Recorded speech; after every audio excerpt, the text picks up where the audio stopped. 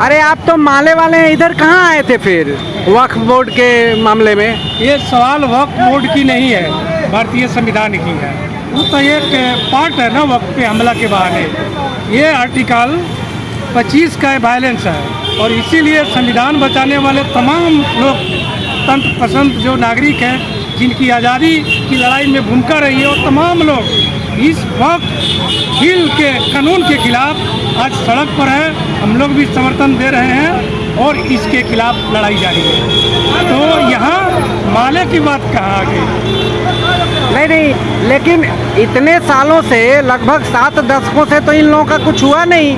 Sachar committee का जो report है उस हिसाब से भी कुछ किसी भी सरकार ने नहीं किया है। और मोदी जी तो ये भी बोल रहे हैं कि नहीं भाई, हम गरीब और पिछड़े मुसलमानों के लिए कर रहे हैं। आप लोग कहाँ हैं इसमें, बताइए। अरे कितना हास्यास्पद बात है, जो एक MLC नहीं बना सकते, जिनकी देश की लगभग 60% राज्यों में सरकार है, वो एक मंत्री नहीं दे सकते और वो गरीब मुसलमान की बात कर रहे हैं। इससे बड़ा हास्यास्पद क्या हो सकता है? इसीलिए वो सच्चर कानून की भी बात ना करे और किसी गरीब की बात ना करे। और वो किसी, और सच कहा जाए तो ये सिर्फ मुस्लिम धर्म के खिलाफ नहीं है, आने वाले तमाम धर्मों के खिलाफ है। वो हिंदू हो, सिख हो, ईसाई हो, सबको बारी बारी से शिकार करेंगे। और ये शिकार किनके लिए हो? ये वही मोदी जी है ना कि व्यापार के लिए सीज फायर कर दिए। पूरे हिंदुस्तान की जनता एक होकर आतंकवादी के खिलाफ बोला कि आप जाओ, पूरा देश आपको आज़ादी दे रहा है, आप 56 इंच का सीना दिखाओ, सीमा पर जाओ, आतंकवादी को मारो।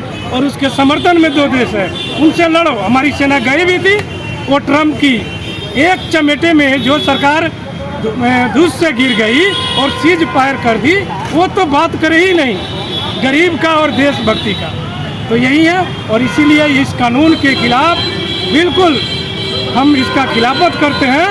और ये सड़क पर जो लाखों की संख्या में मुतियारी उतरी थी, जिसमें न केवल मुसलमान थे, हिंदू समुदाय से भी, सिख समुदाय से मैंने कई लोगों को देखा है कि इस बिल के खिलाफ उनके समर्थन पर सड़क पर, और इंडिया गठबंधन की पूरी कतार खड़ी थी।